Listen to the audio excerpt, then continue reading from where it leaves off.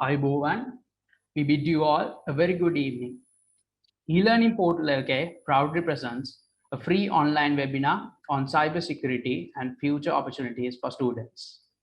This valuable opportunity is to enhance your knowledge and skills in the cybersecurity field, which is open to everyone from school students to undergraduates of state and private universities.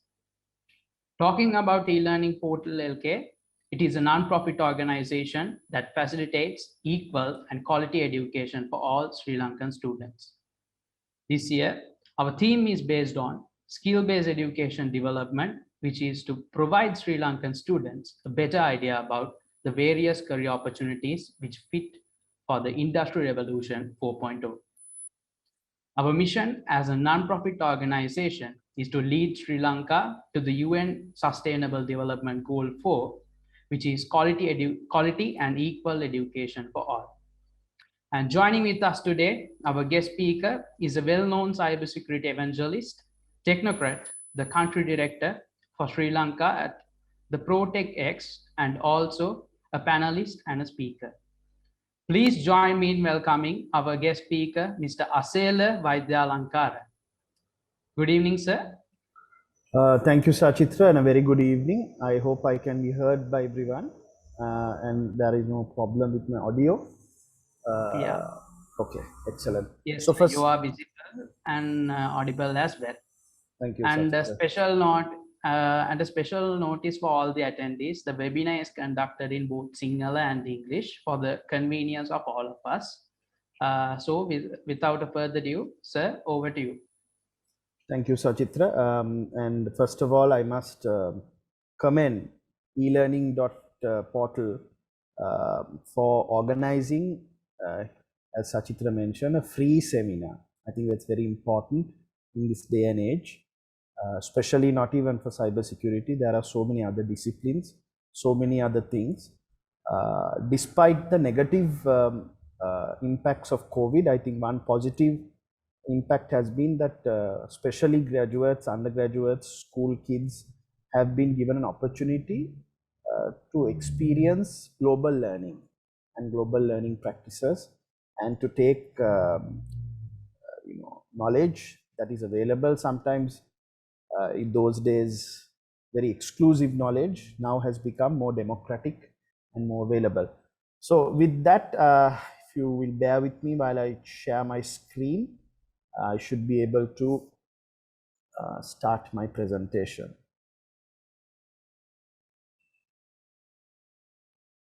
I trust my screen is visible to all of you all. Yes, sir, it's visible. Right, cybersecurity. This is sort of a buzzword that is now being spoken about. But in fact, Sachitra mentioned, there are undergraduate students who are even following cybersecurity as a discipline. But when I started, we didn't have a degree called cybersecurity. We had maybe something called information security. We may had something, few disciplines on network security, but we didn't have this term called cybersecurity. This is a very relatively new term. When I say relatively new, I'm saying from my point of view. Maybe for you guys it's relatively new.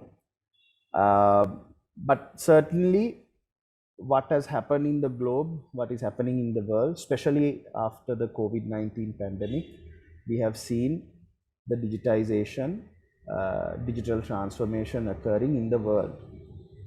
And with that, the word cybersecurity is being used. We see those days it was used just to talk about disruptions in companies or some computer systems. Now, as I will show you examples, it's not been discussed in terms of a organization or a computer division or IT division. It's been spoken about in a more global scale, and I think that's important for you to understand, because as people who are looking to come into cybersecurity, understand cybersecurity, you have to have an awareness of that before you go on. So moving on, right. So I just wanted to take, because I know Sachitra has also requested some of this to be in Sinhala. I'll try my best, because you have to understand some of the terminologies mostly is in English, the examples are English. But if you have any questions at the end of the session or while this session is going on, please be kind enough to either reach out to Sachitra or you can ask me directly, not a problem. So what is cyber security? Cyber Arakshawa is the singular term. I'm not too happy with it, but then I don't think there is like a proper singular term for it. So cyber security, cyber arakshana. We call it also information security. So Toraturu arakshana also is another term you can use. Why? Because even though sometimes the information is not connected to the internet, the information security is important. So Toraturu wala rahasyatave, Toraturu arakshawa also is very important. So when you talk of cybersecurity, a very simple definition that you can think of CIA. That is, it refers to the practice of ensuring confidentiality, integrity, and availability. So Sinhalen api කියනවා නම් රහස්‍යතාවය, confidentiality, integrity, අඛණ්ඩව, and availability, ස්ථාවරත්වය, or the singular term that I came across was Pavatthinya Bhava, but I thought that was not very correct.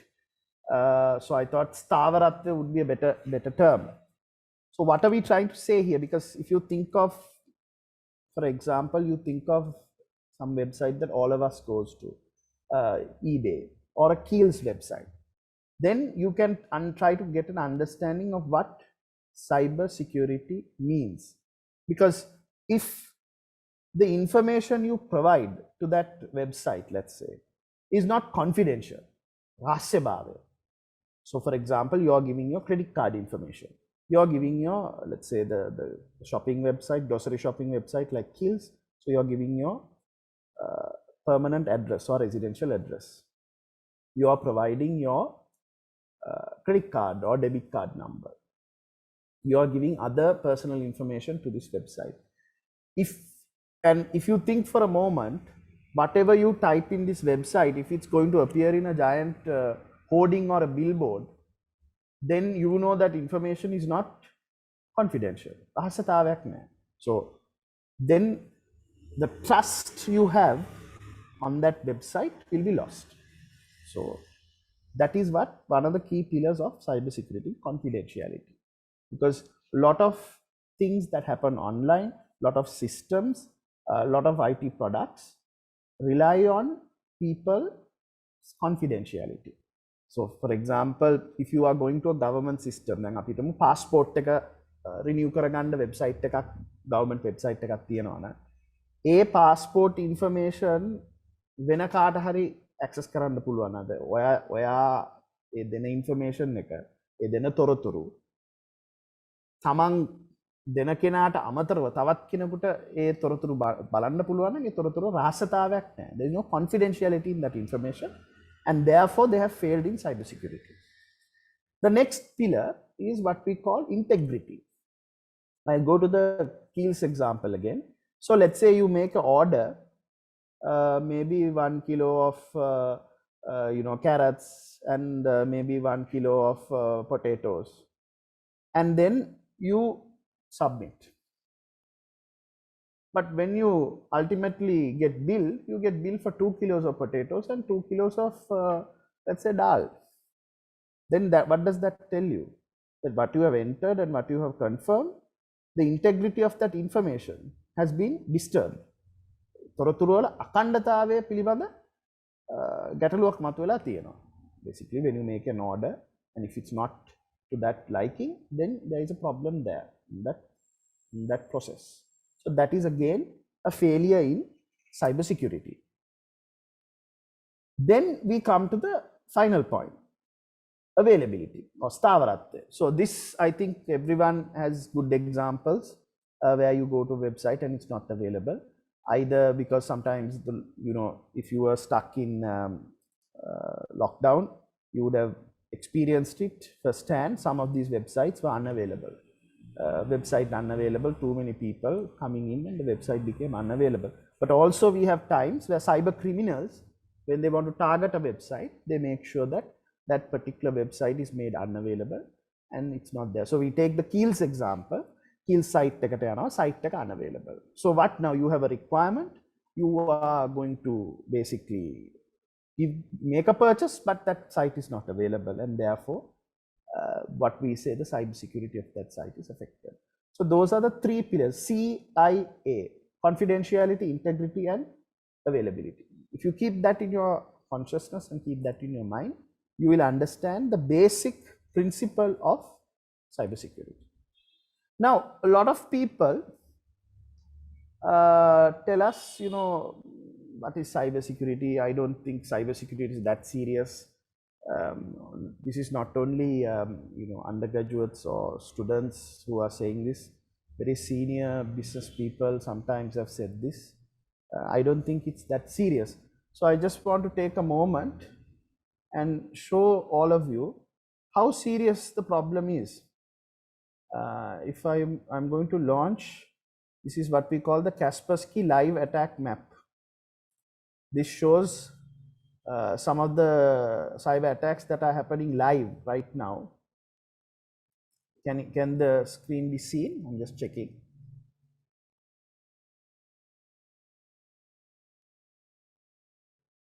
Right, and if you come to Sri Lanka, so it's the 54th most attacked country in the world. Now you must be wondering, each line that you see, each line that is going across the globe is a cyber attack that's happening. And this is a live visualization, and this is a live data map.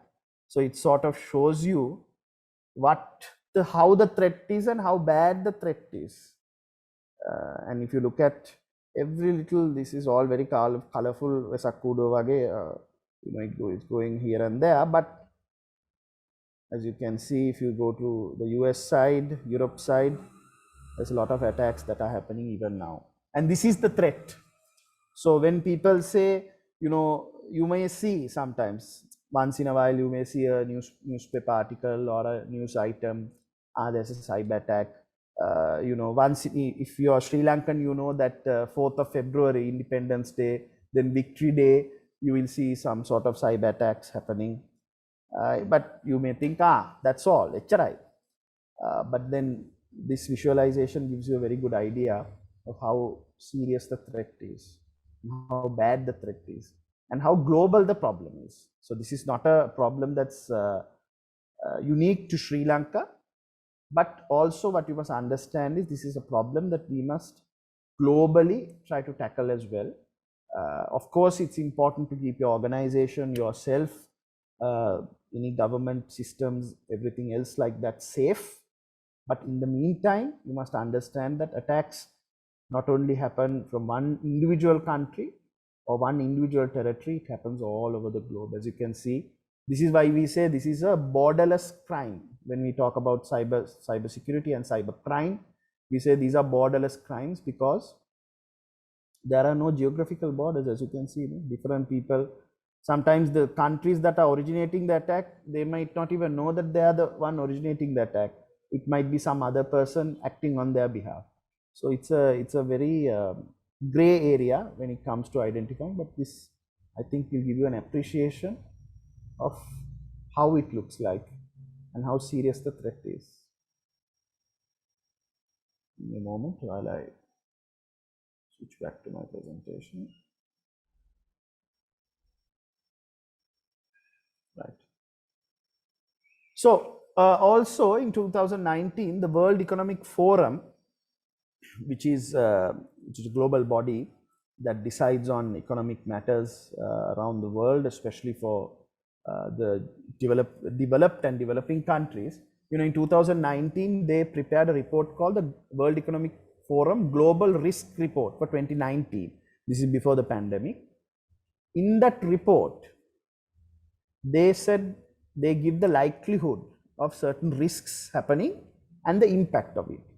Cyber attacks was number 5 in that list in terms of likelihood, and in terms of impact, it was number 7. And they said that by 2030, that is roughly in another 9 years' time, the potential cost of cybercrime and cybercrime related incidents will be 90 trillion US dollars. I just want you to try to wrap around your head around that figure. 90 trillion US dollars. You can multiply that by 200 and try to get a rupee figure, but I urge you not to, because there will be so many zeros. I also don't know how to tell you what that figure is. I think it's an important thing to understand how it impacts. So $90 trillion is the impact for global cybersecurity. So this tells you how serious the threat is. This tells you in terms of dollar value, and you saw in the visualization how frequently attacks happen. I will get, once this presentation goes on, I'll just show you a few figures also on the potential costs. But this sort of gives you an idea, and this is before the pandemic they prepared this report, so it sort of gives you an idea of how important cyber attacks will have the potential to disrupt global economy, potential to disrupt a country's economy. So we are no longer talking about a website getting defaced, or a company's systems getting impacted. We are talking about the global impact. We are talking about global supply chains.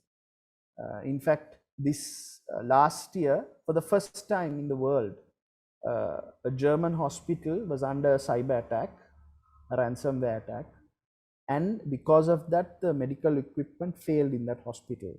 And because of that, unfortunately, one patient passed away. And that was the first time in the world that a person died because of a cyber attack. So you can see where this threat is heading and where this threat is going. Now, it is no longer even about the business impact. Sometimes it could be the human impact. This is the territory that we are in, and this is the understanding that you must have in terms of understanding the cybersecurity and how much it will impact the whole world, in fact. So I see there's some questions, but what I'll do is, let me finish this and I'll take it up at the end of the session. But thank you for your questions. Please keep coming in. President Biden, in his inaugural address to the UN, said, and this is, you have to understand, the world's most powerful, the United States is still considered the world's most powerful country. And this is what he said: hardening the critical infrastructure against cyber attacks, disrupting ransomware networks, and working to establish clear rules of road for all nations in relation to cyberspace. We reserve the right to respond decisively to cyber attacks. So that is a bit of a threat US has made that threaten our people, allies, or our interest. In fact, if you are following global defense news, there is an organization called NATO. So they also have said that any cyber attack to one of their countries that are covered under the NATO agreement, they will consider it as an act of war. Just like a physical attack to a country, they are considering this now act of war. So it's important to understand the world's most powerful man, the United States President, his first speech to the UN. This is what they spoke about. Unfortunately, I have to say this. This country, we are still yet to understand and appreciate the cybersecurity threat at this level, because this is where the conversation is happening. And if I go to the next slide, you will see the world's top leaders, G7 countries, few months ago met, and they released a joint statement. And this joint statement basically touched on certain cybersecurity aspects. About ransomware. We commit to work together for a future common understanding of how existing international law applies in cyberspace, and welcome the UN and foreign missions to promote approach to. So they are asking for something like a digital Geneva Convention. So we can discuss that separately. I don't want to bore you. but also ransomware. We also commit together with urgently address the shared threat from criminal ransomware networks. So just imagine the world's most powerful countries, the 7 most powerful countries in the world, they got together. They discussed the COVID-19. With COVID-19, they discussed cybersecurity and the ransomware. I think now you get an understanding of how global the threat is, how big the threat is, and how important developed countries, developing countries focus on cybersecurity in the world to make sure that their countries, their systems, their supply chains, their government networks, everything is secure. I think that's something we have to be conscious about. Just to give you an idea of some of the numbers that are impacting. By 2021, the cost of, by the end of 2021, we have now 1 more month to go, the cost of cyber attack will cost $6 trillion. So I think it was $30 trillion, the estimated by 2030. So I think we're getting there, $6 trillion. Just to give you an idea, this country, the entire foreign reserves is about $2 to $3 billion. So අපේ ආර්ථිකය වගේ කී ගුණයක් වැඩිද කියලා හිතා ගන්න පුළුවන්. $6 trillion is the impact of cyber attacks across the world. In 2021, companies expect a ransomware attack to happen every 6 seconds. So when this presentation is done, there would have been thousands of ransomware incidents around the world. That's how frequent it is. I think when you saw the globe presentation, you would have seen, as we are talking, cyber attacks are happening. As we are talking, there are cybersecurity incidents along those 3 pillars that I discussed.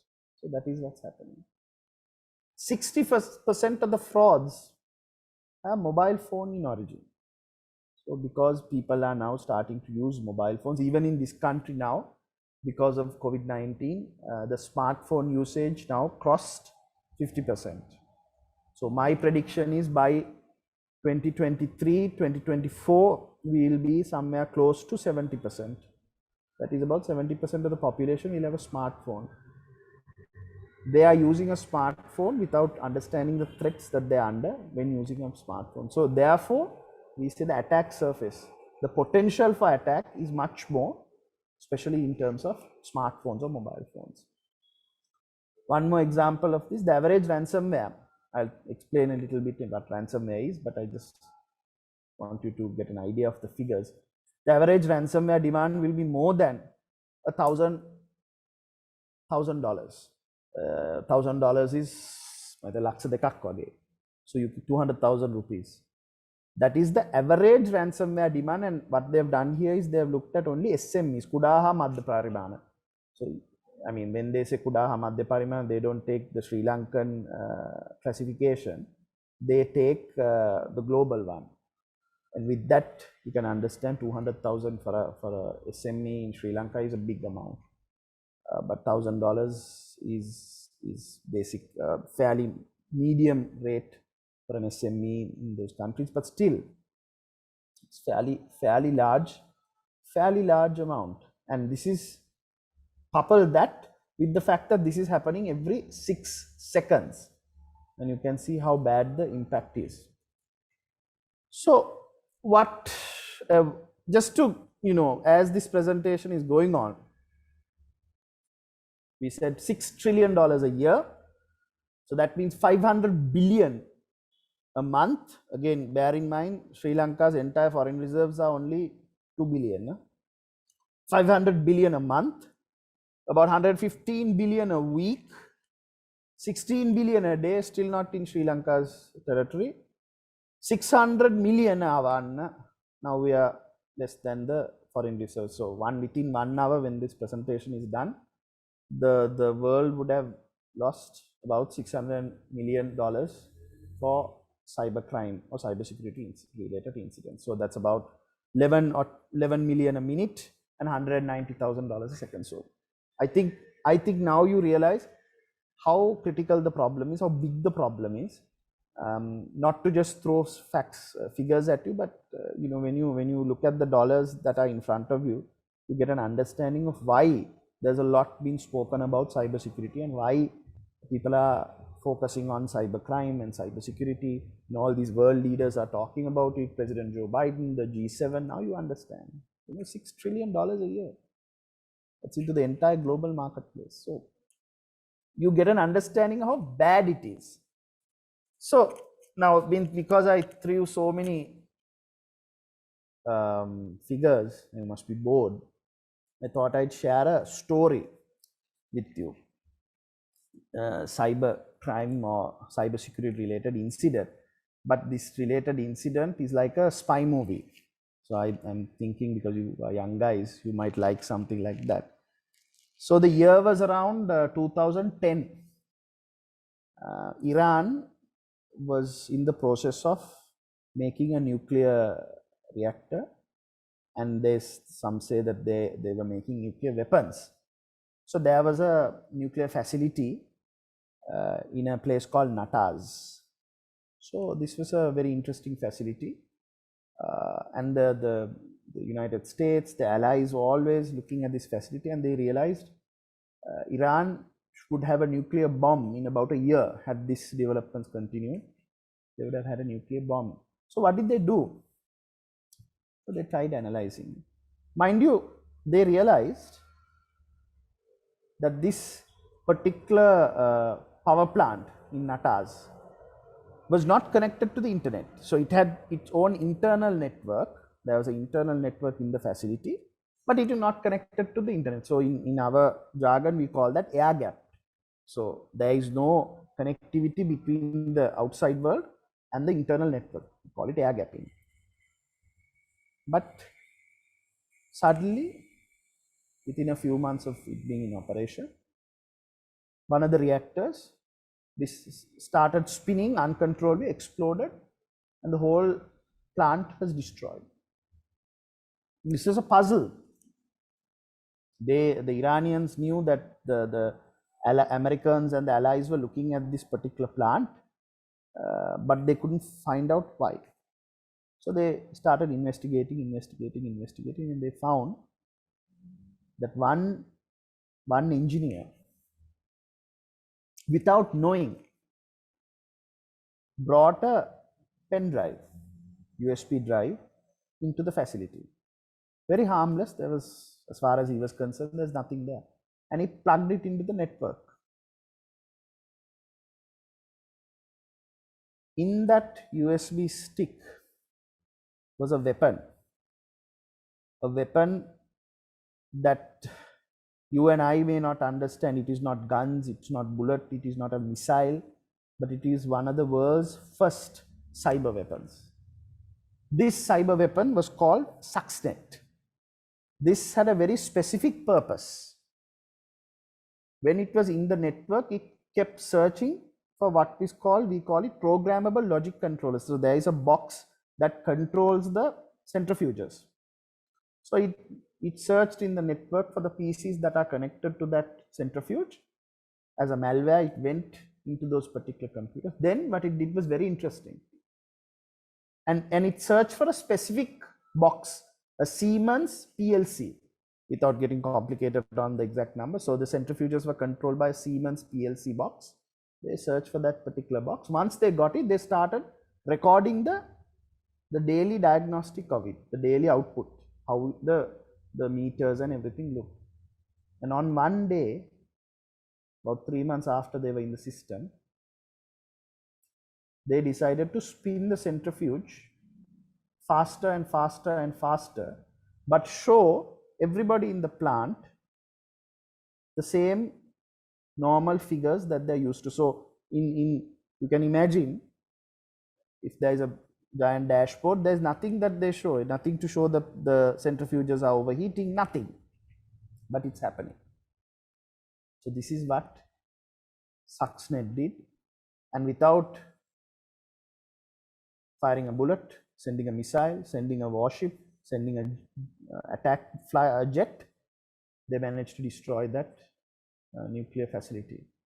So this is the story of Stuxnet. This is the story of how one USB pen drive destroyed a power plant, nuclear power plant.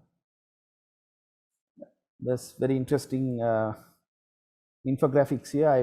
I'll share this so that you can maybe study this. You can, once this presentation is done also, you might want to go to YouTube, type Stuxnet. There's some very interesting documentaries you can watch and get an understanding.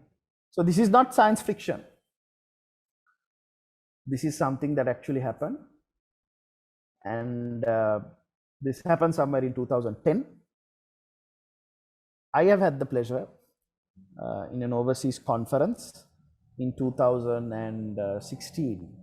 I met one of the guys, I don't want to disclose his nationality, but one of the people who were part of that team who built Stuxnet. It was a very interesting meeting. I learned a lot from what they had to share. But this is the new warfare. This is the new battleground. This is what I want you guys to understand in terms of what it is capable of. So remove that thought in your mind that it is just, you know, downing a website, defacing a website, you know, basically stealing some credit card information. It's not that. It's a bigger threat, and bigger, more impactful things can be done, and more destructive things can be done if they want to. So you might say, Arok, this happened a long time ago. There is no way that something like that can happen again. I'm sure the world learned. Again, I'm very sorry to, you know, burst your bubble. This was about 2019. Kundakulam nuclear plant. Kundakulam nuclear plant is somewhere in Tamil Nadu and very close to Sri Lanka. There was a cyber attack for this plant. Fortunately for us, they found that out about that cyber attack very quickly, and they managed to stop it.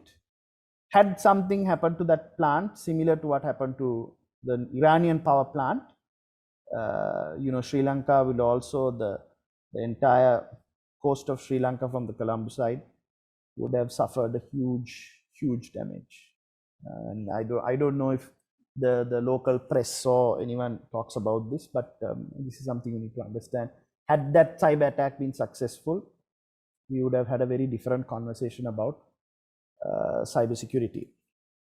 So very quickly, I know that we are a little short of time, so I'll just very quickly, what are the common types of cybersecurity threats? So you have your malware, which is malicious software. You have your ransomware, which takes hostage data and asks a person to give money.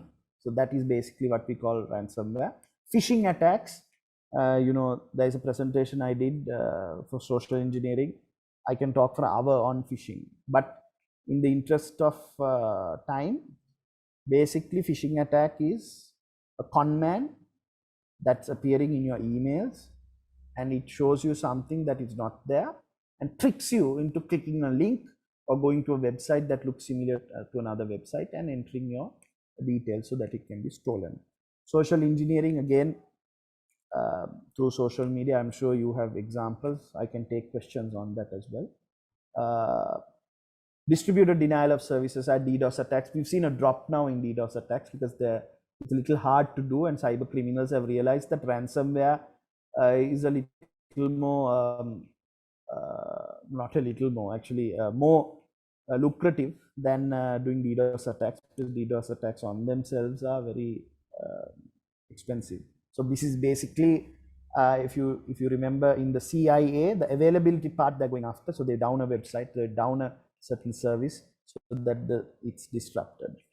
And there's a thing called advanced persistent threats. So these are very complicated, mature malwares and other attacks that get into a system.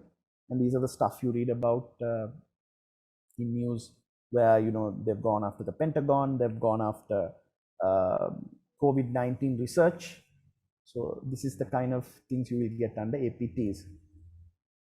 The example I always take is, when you think of cyber crime, think of it from the normal physical crimes. So when you have a guy burglaring your ගෙදරට හොරෙක් එනවනම්, That is hacking. If somebody is coming to if somebody kidnaps somebody, your loved one, and says, we have your person, give us 10 million rupees, otherwise we won't return that person, that is ransomware. Remember, that is ransomware. So each physical crime has a cyber crime equivalent all the time. So identity theft, extortion, burglary, then you have people deceiving people. So that deception is phishing. So like that, you must always have that understanding that this is not something new, but it's just operating in the cyberspace. Then, okay, let me try to show this to you very quickly. I'm going to give you some examples of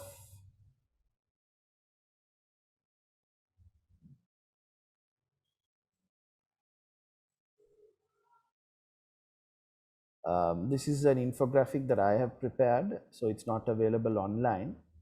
But this is some of the cyber attacks that has happened in this country. So people think, again, cyber attacks are something very new, but in fact, the first cyber attack Sri Lanka suffered is in about 1998, when the LTTE sent emails, flooded email systems in all the embassies, and that was the first cyber attack by a terrorist organization that happened all the way back in 1998. And if you just see, there have been so many different attacks. Again, 2009 we saw a huge uptick of attacks because the war against terrorism ended, and in that day we saw there were so many defense and news sites that basically were under cyber attack.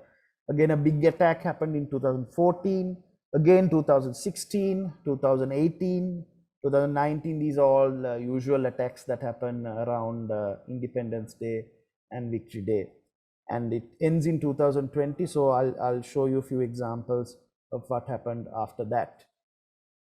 I think you guys remember this, the president's Maithripala Sirisena's website getting hacked by a teenager because I think he wanted A-levels to be put in another day. So don't do that. Of course, now the security in the presidential website is far more mature than those days. Few more examples. Nelfib ransomware. This happened last year, where MAS Holdings was under cyber attack. In fact, the story is very interesting. In the interest of time, I'll try to make it very quick. Basically, they didn't know about MAS. The attack was focused on Beyonce. They managed to get through Beyonce's iCloud and attack her personal emails. Then they realized, the cyber criminals realized, that Beyonce is about to launch a lingerie line.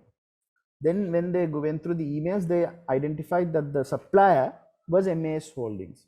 So once they identified the supplier, then they went and attacked, or rather made a ransomware attack on MAS Holdings. So they were out for about a week. I think they came back quite fast. But certainly some of their services were interrupted and disrupted. So this is a very clear example of what happened. This was in 2020. Because it had the international element, as well as it's a fairly large Sri Lankan company that was under cyber attack. Second one was Sri Lanka Telecom. Sri Lanka Telecom, again, this is 2020, suffered a cyber attack. It was a ransomware attack where some of their customer servicing operations were impacted for about a week. They couldn't do some of the billing and charging operations because of this particular cyber attack. So again, this was a ransomware attack, and it knocked out some of their systems. Fairly interesting incident, because again, this happened in 2020. So 2020 we saw two high profile, these are attacks that spilled over to the public domain. There are more and more attacks that happen in private, but I just wanted to get a few examples for you guys. 2021, This is something that got international attention also. So the LK domain registry was attacked, and they managed to deface it with this particular message here. And basically, this is a big attack simply because the LK domain registry, any site that had a .lk URL extension could have been impacted by this attack, but the cyber criminals decided to only deface this website, and they didn't go any further, fortunately or unfortunately.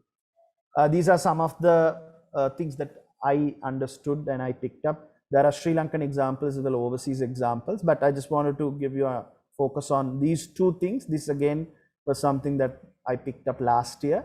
That was interesting. Basically, it's asking you to click on this, and this takes you to Kamkaru Department. It's not, as you can see, the website is not that. This is another thing I'm sure you saw. There were so many other variations of this, saying it's Keel's 40th anniversary celebration, and click on this and they have an offer. There was Keel's, there was Cargill's, there was I think Dialogue, Mobitel, Laugh. So many variations of the same scam that were going around. So these are some of the few examples of things that were happening and that were going around. So very quickly, let's try to understand now. Now you understood how big the problem is. You saw some of the examples. You understand how much people are talking about this. You understand the financial impact of it. But I think most important for the people listening here today is the cybersecurity skill gap. So because the cybersecurity incidents are happening and there's so much focus on that, but in the other end of the spectrum, there is a shortage of globally cybersecurity professionals and people who enter the cybersecurity. So no matter how many enters, it's still not enough. So for example, this year alone in the US, there's about 400,000, about 500,000 jobs in cybersecurity that are not filled, that are vacant. 3.5 million is, I think, the global figure, could be higher. And just to give you an example of how desperate countries like the United States are, the US government, this news item is only a few days old. The US government launched a big push to get professionals or cybersecurity specialists. Their salaries now match the president of the United States and the vice president's salaries, and sometimes people offered more than the president's and the vice president's salary. These are government jobs. So you can imagine how much they want professionals to come and be part of their cybersecurity setup. And this is not only the US. I've seen this globally. Every organization from the Fortune 500 organizations, anywhere, operating from anywhere, be it Europe, be it Americas, be it Asia, anywhere, there is always a cybersecurity skill shortage. So if you are thinking of joining cybersecurity or understanding and doing a cybersecurity degree or cybersecurity professional based qualification, I think this is the best time, because there is so much of a shortage. We need more of you to come. We need more of you to understand. We need more of you to get an appreciation of cybersecurity and join this cause. So just to give you an idea again, 489 cybersecurity employees showed heavier work. So about 62% Fortune 500 companies, their cybersecurity vacancies are not filled. That's how bad it is. Hiring and keeping professionals remains a top challenge in 2021. Why? There's so much demand, little supply. So cybersecurity professionals are some of the best paid in the United States and globally. So if you can get into this discipline, if you can get into this area, this is a very lucrative area, because so much demand that professionals are being paid some of the top salaries in the world. I'll give you an example. There are Sri Lankans. I know that personally I know there was a guy who was employed in a local cybersecurity company. Eventually he ended up heading PayPal's cybersecurity division. So you can imagine what kind of salary scale and what kind of opportunity that was. So that's just to give you an idea. Especially even in Sri Lanka, we see a lot of cybersecurity professionals don't even stay in the country. They stay a couple of years with an employer, because the demand is so much. They end up either going to Europe, America, Singapore, Dubai. So many vacancies and so many opportunities and so many inquiries that even organizations like myself get from overseas partners asking for cybersecurity talent. The top 5 skills, just to really quickly brush through: information security. Again, this is more on lines of audit and compliances. Then you have network security. So if you have an understanding of the network elements, and if you studied networking, network security is another subset that is highly in demand. Cloud security, companies like Microsoft, Amazon, they're out on the lookout for cloud security providers. In fact, last year, Amazon invited me to, go over to Ireland and head the cybersecurity team there. Unfortunately, I had, commitments here, but like I said, cloud security, cloud-based service security is a big area that has a huge skill gap, and it's something that you guys, whoever is listening in, should be interested in. Web security, so many people are going online. So many stores you would have seen are now in the web. E-commerce is booming, even in Sri Lanka.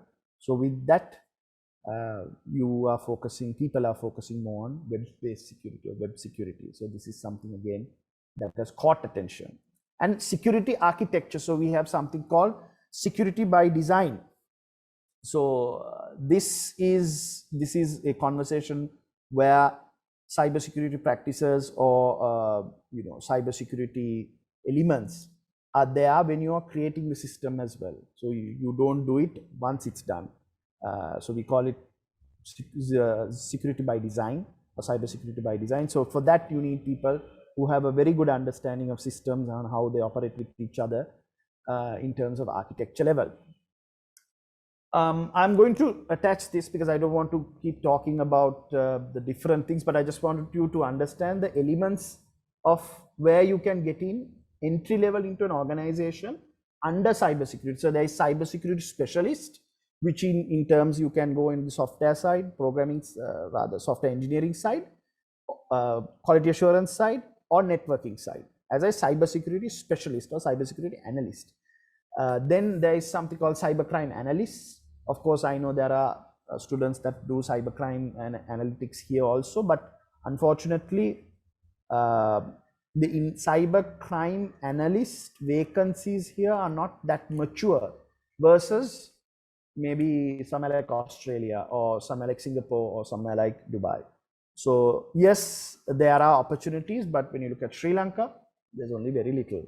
Incident analysis. So this goes into what we call a SOC.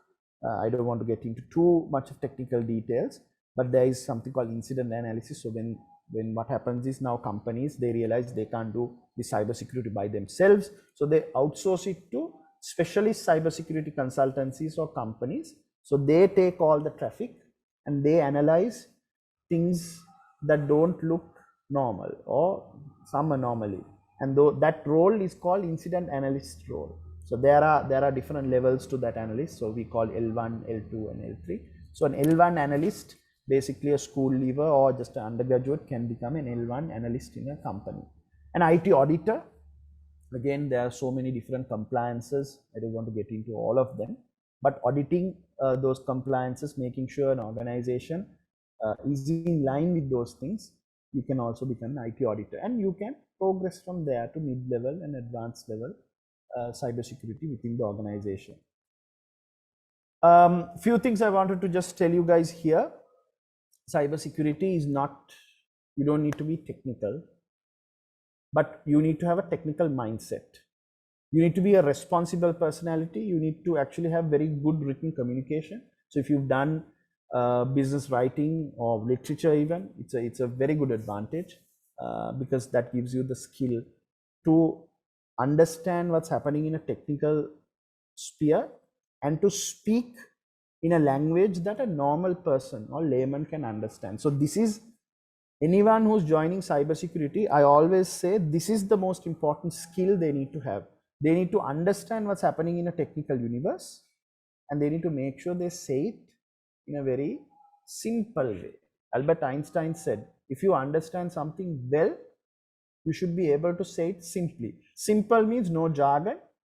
Like you're explaining it to a 5-year-old, you should be able to explain it. If you can do that, then you have understood the skill well enough, and then you have a great skill to go ahead in cybersecurity. So that's something I wanted to, of course, there are other skills and traits that are given here, but this is something that's very important in terms of cybersecurity, and I think something whoever is studying as an undergraduate cybersecurity, you should be cautious about.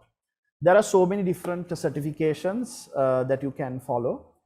My personal opinion is I get a lot of inquiries on what is the best certification I need to follow, what is the qualification or cybersecurity certifications that I need to get. My answer to you is, if you are following a degree right now, first get into an organization and understand the environment, the technical environment, the IT environment, the organization. Once you do that, then you are in a better position to understand what are the professional qualifications you need to take. So there is no point, let's say you're doing like a IT degree or a cybersecurity degree, and as you finish, you go to CISSP or EC Council or ISACA or whatever in trying to get all these qualifications, because you need to get an understanding of where do you want to be and what area you want to follow, as we mentioned. So some people are very good in the networking side. So then there are network related, even Cisco Academy has specific Cisco related, networking related cybersecurity certification. So it's what you want to follow in an organization. What is the career path in that organization? So once you get an understanding of that, then you can reach out to me also, and I can advise you where to go. But just blindly asking as an undergraduate, what do I need to do? What do I need to follow? You need to keep a wider view in terms of what you want to do. So, and again, this is just to give you an idea of the salary scales, what different professional certifications, how much they are desirable, and how much the salary scale is. But again, this shouldn't be the reason you are looking at these things. It should be what you're good at and the passion you want to follow, and the academic baseline you have, and where do you want to build from that point onwards. I get a lot of inquiries on what is the best programming language I need to follow. So I think this graphic will give you an answer for that also. Again, this is just a career path that you can take in cybersecurity, but again, nothing is set in stone. If you take my personal journey, I started as a business analyst, then became a technical project manager, then became a program manager, then I ventured into cybersecurity. So this path now, of course, it's a little more structured, but the path you take can be different, but this gives you a sort of snapshot on how you want to go on. And this is just an overall graphic of how many different opportunities within an organization you can have in security management, architecture, analysis, entry level. This now is huge area, and this sort of shows you what you need to do step by step to grow within an organization. So you can save this once you get a job as an entry level analyst or entry level software engineer. Then you can get an idea of where you can pivot within an organization. Finally, before I take your questions, I think I can address in the questions also, but just like we are following hygiene practices for COVID-19, we have something called cyber hygiene practices. Just like you're washing your hands, wearing a mask, doing social distancing. In the cyber hygiene, there are things that we tell people to do, not to do. One thing is, well, we say, I know a lot of young guys do this, but it's not correct. Girlfriend, boyfriend, siblings, they share their passwords with people, and this is something we don't recommend. This is something we ask people not to do, because there are so many instances of breaches happening, so many damage that can occur. So one thing I say is, like, just like you don't share your toothbrush, please don't share your password. Also, don't make your password something that's easily guessable. So if your dog's name is Timmy, don't say Timmy at 123 or Timmy 123 as your password, because it's easily guessable. Again, try to, if you can't come up with complex passwords, then one advice I have is there's a tool called Password Managers. You can download that. Even if you pay a little bit for a month, at least you have peace of mind that your passwords are secure, and even if they get leaked, they can't be easily accessed by a third party. One final piece of advice to everyone before I get into the questions: backup regularly. So one piece of advice I give everyone cyber hygiene wise, have 3 different types of backup. So you can have a cloud backup like Dropbox or anything like that, a Google Drive. So that can have some of your information. You can have a portable hard disk which has maybe a weekly copy. And also if it's something very important like your assignments or something like that, again, that can be kept in a thumb drive separate from the other 2 backups as well, so that you have about 3 different types of backups just in case something do happens. Strengthen your home network. Don't leave your routers on the default passwords. Try to change it. Go around into your settings and see how you can make them secure. Use strong passwords. We've touched on that. Keep your software up to date. You may not realize how important that is, because cyber criminals can use vulnerabilities in old software to create harm for you. Manage your social media profiles. Don't overshare, please. Don't do things, when you're flying now. I see guys putting their boarding pass photographs on their stories and streaks. That's not advisable, because somebody can, there are instances where people have taken that photograph and that boarding pass has been issued before that person came into the counter, because they have stolen the information in that thing. Check your privacy settings. There's a lot of privacy settings in social media. They don't want you to know that. Sometimes they're not on by default, because that's their business. But make sure you understand what those settings are and try to make sure that you are secure. Avoid opening suspicious emails, attachments. Not only emails you may get on social media. Oh, do you want more followers? Please click here.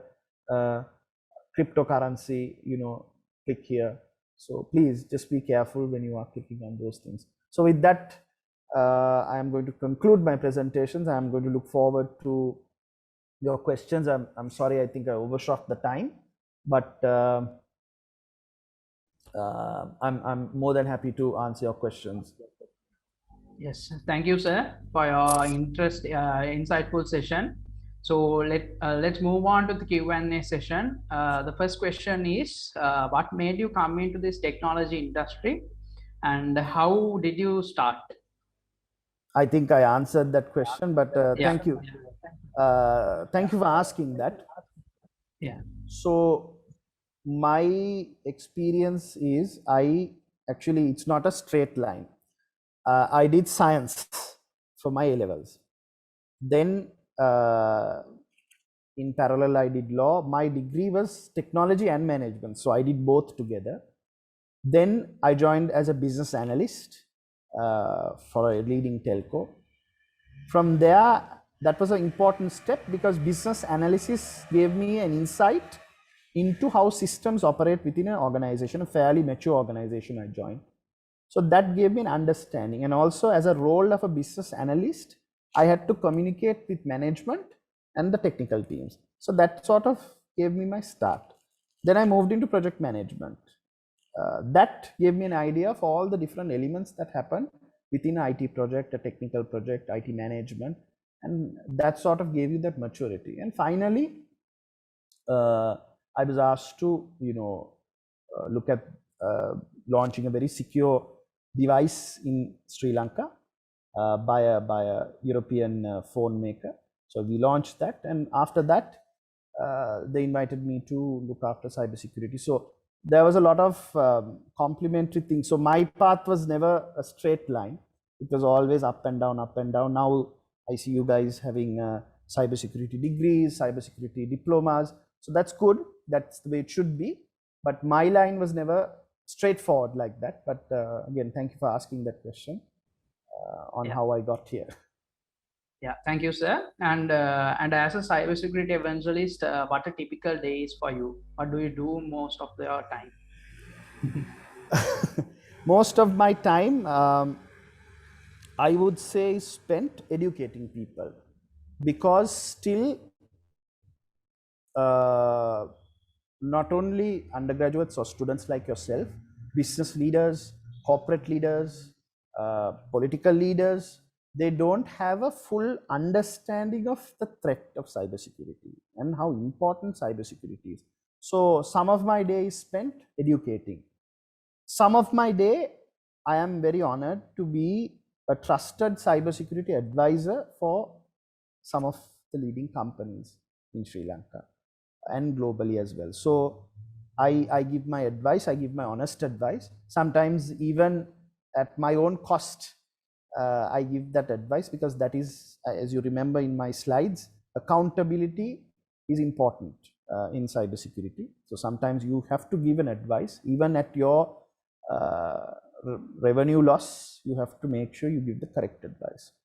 And of course, another part is educating guys like you, talking to undergraduates, helping them, nurturing them to get into cybersecurity. Also, I am part of a lot of policy discussions in terms of cybersecurity. You know, there's a cybersecurity act that's coming into the country that will come next year. I was part of the drafting committee for the data privacy bill as well, from SLASCOM. So I think that's, and also finally incident response. That's the part people think when they look at cybersecurity. So there are incidents that happen. We get a lot of SOSs from leading companies that suddenly there's a ransomware incident. Suddenly there is my operations are affected because we are under attack.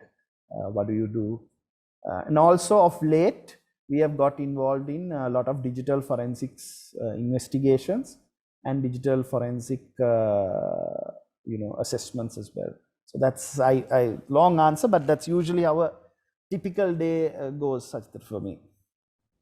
Yeah, thank you, sir. And රටක් ලෙස සයිබ අවදානම අවම කිරීම සඳහා නිවැරදි දත්ත පාලන උපාය මාර්ගයක් අප සතුව තිබේද? සයිබ හිරියාරය අපි කියනවා සයිබ බුලිං සම්බන්ධ ගැටලුවක් ඉෂුව එකක් රේස් වුණොත් ඒක බෑකප් කරන්න අවශ්‍ය laws and regulations රටේ තියෙනවද කියලා දැනගන්න කැමතියි. හොඳ ප්‍රශ්නයක්. මම පළවෙනි එකට එන්න මම හිතන්නේ මේ දත්ත ආරක්ෂණය ගැන.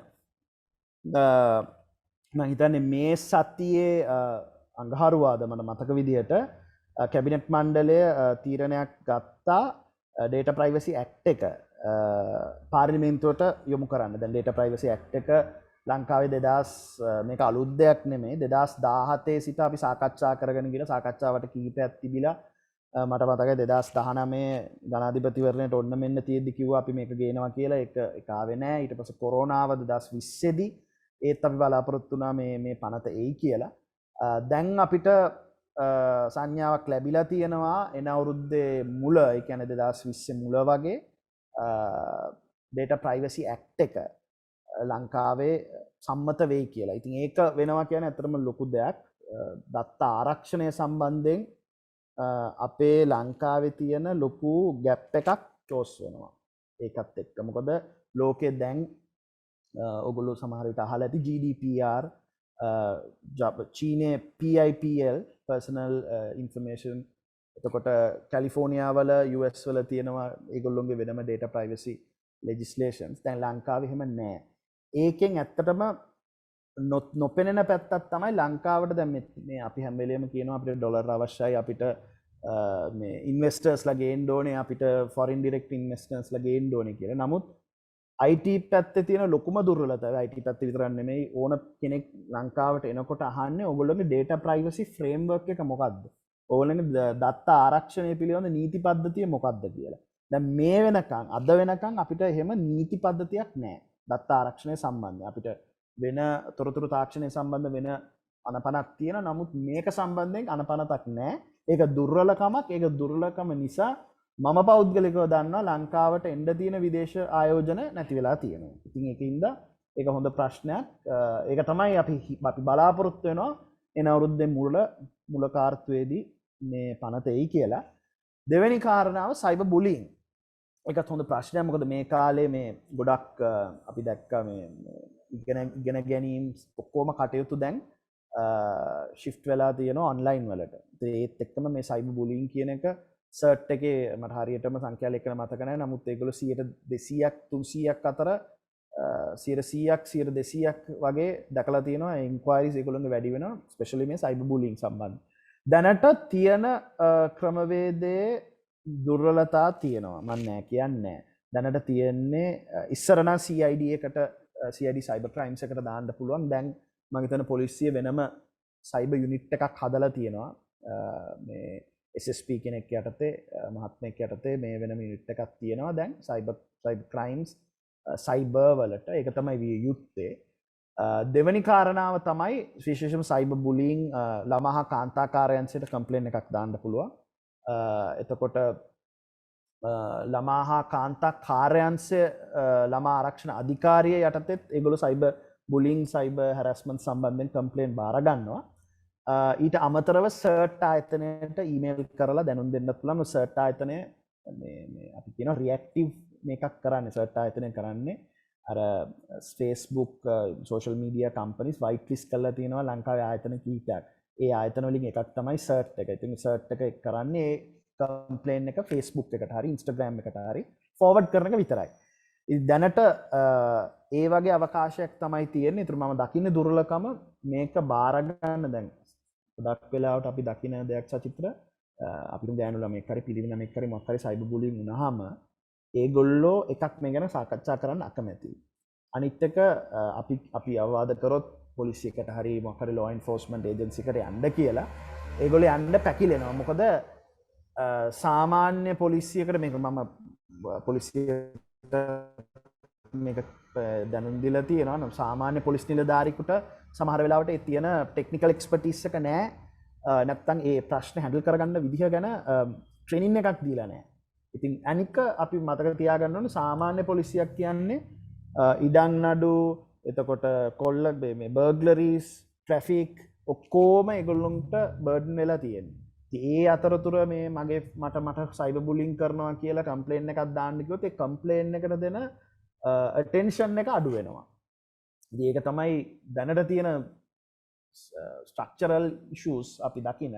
නමුත් ඔක තමයි දැනට කෙනෙක් සයිබර් බුලි වෙනවා නම් කරන්න තියෙන්නේ. ගොඩක් වෙලාවට ඊට කලින් මම හැම වෙලෙම කියන්නේ awareness is better. මේ සයිබර් බුලින් ගැන awareness එක how to spot cyber bullying තමන්ගේ privacy controls වලින් ඒව control කරලා එහෙම prevention method එකකට ගියොත් better. මොකද ලංකාවේ තාම cyber bullying වල act එකකුත් නැහැ. cyber bullying අපි තාම මේ penal code එකේ තියෙන provisions අරගෙන තමයි cyber bullying cover කරන්නේ. සිංගප්පූර්, ඉන්දියා ඒ වගේ අපේ acts නැහැ. ඉතින් එතරම් දුර්වලතාවයක් තියෙනවා. මම හිතන්නේ මම ප්‍රශ්නට උත්තර දුන්නා කියලා මම well explained. අපිට audience එකෙන් question එකක් එනවා sir, can you explain on deep web and dark web simply? Deep web, dark web, okay, think of it this way. What you see, what you can search on Google is what are the websites that are made it available for Google to index those sites. There is a whole set of websites that are not indexed. So we call that the dark web. They don't want to get indexed. So when you search for those sites, they're not available on a Google search. Very simply, that is the dark web. So dark web, there is good and there is bad. So the good is, you have, human rights activists, you have whistleblowers using the dark web to expose information. Now you see these Panama Papers and all. How they manage to transmit this information is through the dark web. But in the meantime, you have the negative elements also. You have, people, selling drugs, weapons, cyber criminals, using it for various purposes. So those are the good and the bad. But this is a very simple explanation. There's a deeper explanation, but I just want to give a very straightforward explanation. Yeah, thank you sir. And moving on for the final question, මේක සිංහලෙන් අහන්න තරුණ පරපුරට සමාජ මාධ්‍ය භාවිතා කිරීම සම්බන්ධව ඔබතුමා දෙන අවසාන advice එක මොකක්ද කියලා? මෙහෙමයි මේ වැඩිහිටියෙක් විදිහට මෙහෙම දෙයක් අපි තේරුම් ගන්න ඕනේ. මේක තමයි අනාගතය. අපිට මේකෙන් ඔබට යන්න දැන් මේ ජෙනරේෂන් එක අපි කියන්නේ ඩිජිටල් ෆස්ට් ජෙනරේෂන්. දැන් මම පොඩි කාලේ මට ඉන්ටර්නෙට් එක තිබ්බේ නෑ. මම හැදුනේ වැඩුවේ වෙන පරිසරයක් යටතේ. නමුත් ඕගොල්ලෝ ඩිජිටල් ෆස්ට් ජෙනරේෂන්. ඒ කියන්නේ ඕගොල්ලෝ දැන් එන ඉපදෙන ළමයා iPad එක අතේ තියාගෙන ඉපදෙන්නේ. ඒතර අපිට කියන්න බෑ සමාජ මාධ්‍ය වලින් ඈත් වෙලා ඉන්න කියලා. මම ඒක පිළිගන්නේ නැහැ. ගොඩක් සමහරු කියනවා ඒක. තාක්ෂණ වේදිකෙක් විදිහට ඒක මම කියන එක සාධාරණ නෑ. නමුත් මම කිව්වා වගේ අපේ එන්න සමාජ මාධ්‍ය භාවිතය වැඩි වෙනවා. ස්මාර්ට්ෆෝන් පෙනිට්‍රේෂන් එක වැඩි වෙයි. මම කිව්වා මේ අවුරුද්ද එන අවුරුද්ද වගේ වෙද්දි ලංකාවේ 60%ක් 70ක් වගේ ස්මාර්ට්ෆෝන් තියෙන. ඒ කියන්නේ කොහොමත් ලංකාවේ අර්බන් ඒරියා එකක් ගත්තොත් නාගරික පරිසරයක 60%ක් 65ක් අතර මේ ස්මාර්ට්ෆෝන් යූසේජ් එකක් තියෙනවා. ගැටලුව මේකයි. අපි අන්තර්ජාලයට යන අපි ඉන්ටර්නෙට් එක පාවිච්චි කරනවා. අපි සමාජ මාධ්‍ය පාවිච්චි කරන එක හරියට වාහනයක යතුරක් අපිට දීලා පාරේ යන්න කියනවා වගේ. අපි වාහනේ එලවන විදිහ දන්නේ නැහැ. අපි වාහනේ සිග්නල් මේවා කරන විදිහ දන්නේ නැහැ. වාහනේ හරි වැඩ කරන විදිහ දැනගන්න අවශ්‍ය නැහැ කියන්නේ. ඒක කමක් නැහැ. නමුත් මේ දේවල් ගැන දැනීමක් නැතුව අපි මේවා කරනකොට තමයි අපි මේ unwanted risks අපිට එන්නේ. cyber bullying, cyber crime වලට, phishing වලට, වෙන scams වලට අහු වෙන්නේ. ඒව වලට වෙන්නේ අපි මේ ගැන දැනුවත් කිරීමක් නැති වෙද්දී. ඒකින්ද මම හැම වෙලේම බලන්නේ ගුරුවරු අධ්‍යාපනය දෙන මහත්ම මහත්තුරුන් දිහා අපි අයනු ළමයින්ට උගන්වනවා වගේම අපි ගණිතය, විද්‍යාව, බුද්ධාගම, සමාජ අධ්‍යයනය ඒව උගන්වනවා වගේම සමාජ මාධ්‍ය භාවිතය, අන්තර්ජාලය භාවිතය ඒව අපි උගන්වනවා. ඒව තමයි ඉස්සරහට ප්‍රැක්ටිස් ස්කිල්ස් වෙන්නේ මිනිස්සුන්ට. ඒ දැනීම අපි දුන්නේ නැති වුණොත් අපිට එන්න අපි පේන අපේ ජනගහනය මේ යම් සයිබර් අවකාශයේ තියෙන මේවා වලට ගොදුරු වෙනවා. ඒක නවත්තන්න බෑ. ඉතින් ඒ වල තියෙන රියැක්ට් මං කර කිව්වේ රියැක්ටිව් ඒවා තමයි පොලිසියකට යන එක, සර්ට් එකට යන එක. නමුත් ඊට කලින් අපිට මේක නවත්ත ගන්න පුළුවන්. අතරම ඕගොල්ලන්ටත් ස්තුතිවන්ත වෙනවා මේ වගේ දේවල් කරනවාට. ඒක නවත්ත ගන්න පුළුවන් මේ වගේ දේවල් වලින් සාකච්ඡා කරලා දැනුවත් කරලා දැන් පාස්වර්ඩ් එක ෂෙයා කරන්න එපා කියන එක ඒක තේරුමක් එන්නේ නැහැ. මොකද ඒක ගර්ල්ෆ්‍රෙන්ඩ් බොයිෆ්‍රෙන්ඩ් යාළුවෙක් ගමන් පාස්වර්ඩ් ෂෙයා කරගන්නවා. නමුත් ඒකේ තියෙන භයානකකම, ඒකේ තියෙන ඉම්පැක්ට් එක හදා දෙන්න කවුරුත් නැහැ. ඉතින් අන්න එතනයි දුර්වලකම තියෙන්නේ. මම හිතන්නේ ඒක අපි තේරුම් ගත්තොත් මේ ප්‍රශ්නේ වඩා හොඳින් අපිට මේවා කරන්න පුළුවන්. මොකද මම කිසිසේත්ම කියන්නේ සමාජ මාධ්‍ය භාවිතය අඩු කරන්න ඕනේ. හැබැයි මම මෙහෙම දෙයක් කියනවා තරුණ කට්ටියට. ඕගොල්ලොන්ගේ අවකාශය ලෝකය සමාජ මාධ්‍ය ඇතුළෙම විතරක් තියාගන්න එපා. ඒක හැම වෙලේම ඩිස්කනෙක්ට් කරන්න. මොකද මෙන්ටල් හෙල්ත් එකට ඕගොල්ලොන්ගේ වඩා වැදගත්. මොකද හැම වෙලේම සමාජ මාධ්‍යයක් ඇතුළේ ඉද්දි ඒක පෙන්නලා තියෙනවා මං නෙමෙයි ඒක ඕනතරම් රිසර්ච් තියෙනවා ලෝකේ. තමන්ගේ මෙන්ටල් හෙල්ත් එකට ඉම්පැක්ට් එකක් වෙනවා. එතකොට පොඩි ඔෆ්ලයින් ටයිම් එකක් තමන්ගේ දවස ඇතුළත මේව කරගන්න. පුළුවන් නම් නිදා ගන්න පැයකට කලින් ෆෝන් එක පැත්තකින් තියලා මේව කරන්න. මොකද අඩු ගානේ එතකොට මයින්ඩ් එක සෙටල් වෙන්න කල් දෙනවා. අනික නැගිට ගමන් ෆෝන් එක අතර ගන්න එපා. ඒක පොඩ්ඩක් පැයක් ඉඳලා ගන්න. ඉතින් ඒ දෙක අඩු ගානේ කරගන්න පුළුවන් නම් පොඩි ඔෆ් ටයිම් එකක් තියෙනවා ඔයගොල්ලන්ට. ඒ වගේ දේවල් පොඩි අවවාද තමයි අපිට දෙන්න තියෙන්නේ. මේ ගැන ඊට වැඩි සාකච්ඡාවක් අපිට කරන්න පුළුවන් ඕන ඉස්සරහට. මම හිතනවා මේ ප්‍රශ්නෙට මම සාධාරණ උත්තරයක් දුන්නා කියලා. Yeah, thank you, sir. Right, so I think we have come to the conclusion of the today's session. And first of all, I would like to thank Mr. Asela Vaidyalankara, sir, for the insightful thoughts and educating all Sri Lankan students on cybersecurity and accepting our invitation today in a busy schedule. And we wish you all the very best to with your future endeavors and to make our motherland proud. Yes, also I would like to thank the e-learning portal committee for strengthening us in all these projects and all the team and all the participants who join us today. Thank you. Thank you very much for having me.